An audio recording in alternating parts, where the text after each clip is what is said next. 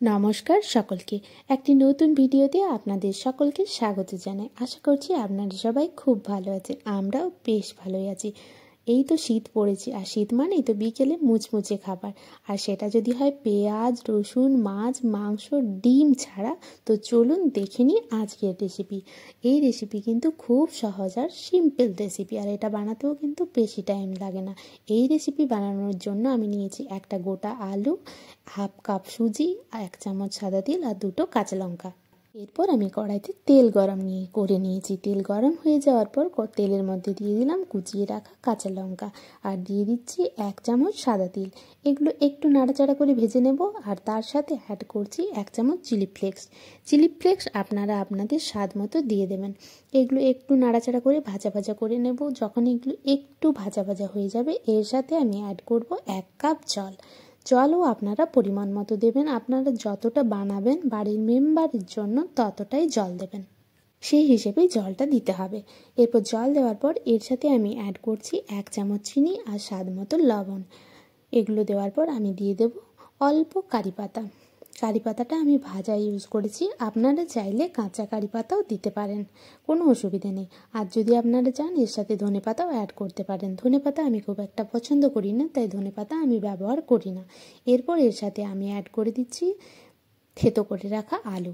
আলুটা আমি একটু কুড়ে নিয়েছি। আলুটা কুড়ে নিলেই এখানে ভালো হয়। তো কুড়ে রাখা আলুটা আমি এখানে অ্যাড করে দিচ্ছি। আলুটা একটু নাড়াচাড়া করে একটু রান্না করব। আলুটা যখন একটু রান্না করা হয়ে যাবে, এর সাথে আমি অ্যাড করে দিচ্ছি সুজি। সুজিটা আমি পরিমাণ মতো দিয়েছি। এখানে আমি ব্যবহার করেছি একটা আলুর সাথে হাফ কাপ সুজি। আপনারা নিজেদের পরিমাণ মতো ব্যবহার করবেন। এইভাবে সুজিটাকেও আলুর সাথে নাড়াচাড়া করে মিক্স করে আমি রান্না করতে থাকবো। এটা একটু টাইম নিয়ে আমাকে রান্না করতে হবে।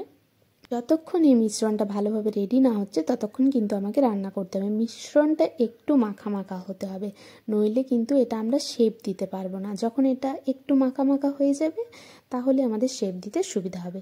এটা অনেকটাই মাখা মাখা হয়ে গেছে। এরপর আমি এটা প্লেটে তুলে নিয়েছি। দেখুন হালকা গরম আছে, এটা উষ্ণ ধোঁয়াও বার হচ্ছে। এরপর হাতে সালটা তেল দিয়ে মেখে এটা আমি গোল গোল করে শেপ করে নিয়েছি। আপনারা চাইলে আপনাদের ইচ্ছে মতো শেপ বানিয়ে নেবেন। তো ভাজার সুবিধার্থে আমি একসাথে অনেকগুলো শেপ বানিয়ে নিয়েছি। এরপর কড়াইতে তেল গরম করে নিয়েছি। তেলের মধ্যে একটা একটা বড়া আমি ছেড়ে ভাজতে থাকবো, উল্টে পাল্টে লাল লাল করে ভেজে নেব। তবে যখন এই মিশ্রণটা উষ্ণ গরম থাকবে তখনই কিন্তু আমাদের শেপ দিতে হবে, তাছাড়া কিন্তু শেপগুলো ভালো শেপ নেবে না। তো এইভাবে লাল লাল করে ভাজতে থাকবো। এটা যদিও আমি সসের সাথে পরিবেশন করেছি, আপনারা চাইলে গরম গরম চায়ের সাথেও এটা খেতে পারেন। তো আজকের এই রেসিপিটি কেমন লাগলো অবশ্যই কমেন্ট করে জানাবেন। আর আমার ভিডিও ভালো লেগে থাকলে লাইক কমেন্ট করে পাশে থাকবেন। আর যারা এখনও চ্যানেলটি সাবস্ক্রাইব করেননি তাদের কাছে চ্যানেলটি সাবস্ক্রাইব করে দেওয়ার অনুরোধ রইল। তো এগুলো আমি সার্ভ করে নিয়েছি। আজকের ভিডিও এখানেই শেষ করছি। দেখা হবে নেক্সট দিন অন্য কোনো একটা ভিডিও নিয়ে। Bye bye.